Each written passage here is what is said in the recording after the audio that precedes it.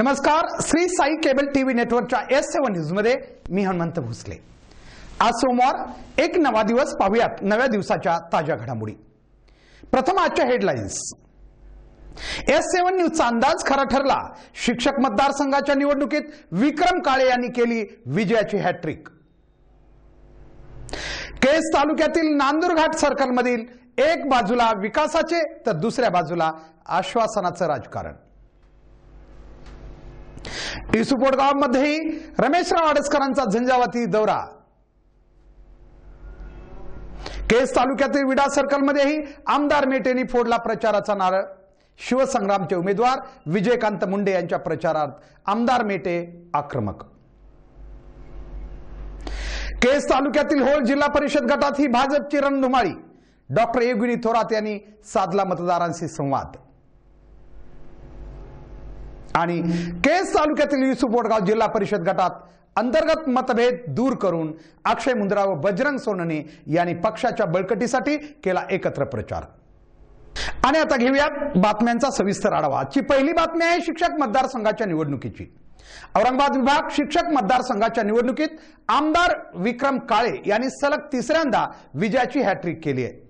याबाबत S7 न्यूजनं मतदानाच्या दिवशीच एकूण 22 उमेदवारांपैकी राष्ट्रवादीचे विक्रम काळे, भाजपा पुरस्कृत अपक्ष उमेदवार सतीश पत्की व शिक्षक संघटनेचे VG पवार यांच्यातच खरी लढत होईल असा अंदाज व्यक्त केला होता।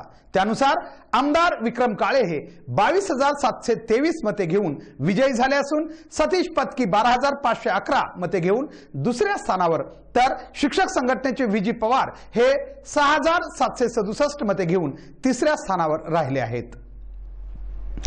आजची पुढची बातमी आहे निवडणूक रणधुमाळीची।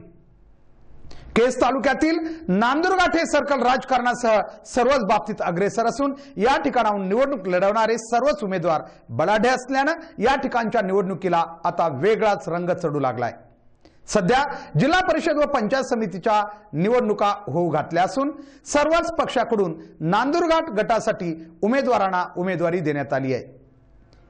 त्यामधून भारतीय जनता पार्टीकडून संतोष हंगे, महाराष्ट्र नवनिर्माण सेनेकडून युवा नेतृत्व असलेले सुमेन धस, भारतीय संग्राम परिषदेचे आनंद जाधव, तर राष्ट्रवादीकडून प्राध्यापिका सुशीलाताई मोराळे आणि शिवसेनेकडून कैलास उगलमुगले यांच्यात खरी लढत होत आहे। त्याचबरोबर याच नांदुरघाट पंचायत समिती गणासाठी भाजपाकडून सविता कोकाटे, मनसेकडून आशा वाघ, भारतीय संग्राम परिषदेकडून कमल वाघ आणि राष्ट्रवादी काँग्रेसकडून मुक्ता जाधव तर शिवसेनेकडून शालाबाई सागरे यांच्यात टक्कर होणार आहे। या 5 उमेदवारांमध्ये खरी लढत होत असून धनशक्ती विरुद्ध जनशक्ती अशी काही ठिकाणी जबरदस्त लढत होण्याची शक्यता आहे। नांदुरघाटची ही माहिती आमचे नांदुरघाटचे प्रतिनिधी महादेव काळे यांनी दिली आहे। ही पुढची बातमी आहे जिल्हा परिषदेच्या युसुफ वडगाव गटाची। जिल्हा परिषदेच्या युसुफ वडगाव गटातून भारतीय जनता पार्टीचे अधिकृत उमेदवार अर्चना अडसकर व पंचायत समिती गणातील भाजपाचेच उमेदवार रुपेश बोरगावकर यांच्यात प्रचारार्थ भाजपाचे नेते रमेशराव अडसकर यांनी धनेगाव येथे बैठक घेतली। या प्रसंगी भारतीय जनता पार्टीचे चंद्रकांत खरात, धनेगाव येथील दिलीप गुजर, सुहास गुजर, कुमार तपसे, सतीश पोटभरे यांच्यासह अनेक कार्यकर्ते उपस्थित होते।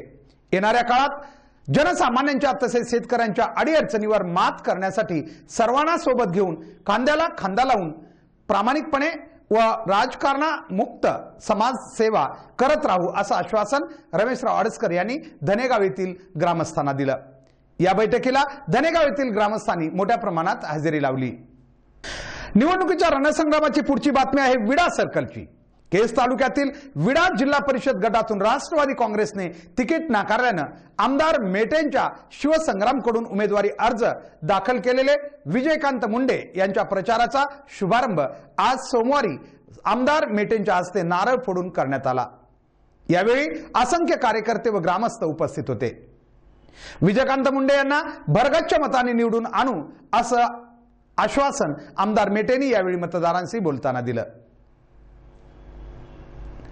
निवडणुकीच्या रणसंग्रामात होळ जिल्हा परिषद मागे नाहीये। आज भारतीय जनता पार्टीच्या जिल्हा परिषद गटाच्या उमेदवार डॉक्टर योगिनी थोरात व होळ पंचायत समिती गणाच्या उमेदवार सुलाबाई सरवदे यांनी सोमवारी दीपे वडगाव इथं प्रत्यक्ष मतदारांच्या घरोघरी जाऊन भेटी घेऊन काही ठिकाणी कॉर्नर बैठकाही घेतल्या। या प्रसंगी गावातील अनेक युवक, महिला व नागरिक मोठ्या संख्येने उपस्थित होते। ही शेवटची बातमी आहे युसुफ वडगाव गटातील। केज तालुक्यातील युसुफ वडगाव जिल्हा परिषद गटात ही राष्ट्रवादीचे अक्षय मुंद्रा व बजरंग सोनवणे यांनी पक्षाच्या उमेदवार सारिका बजरंग सोनवणे यांच्या प्रचारार्थ रॅली काढून सभा घेतली। पाहुयात या रॅलीची काही दृश्य।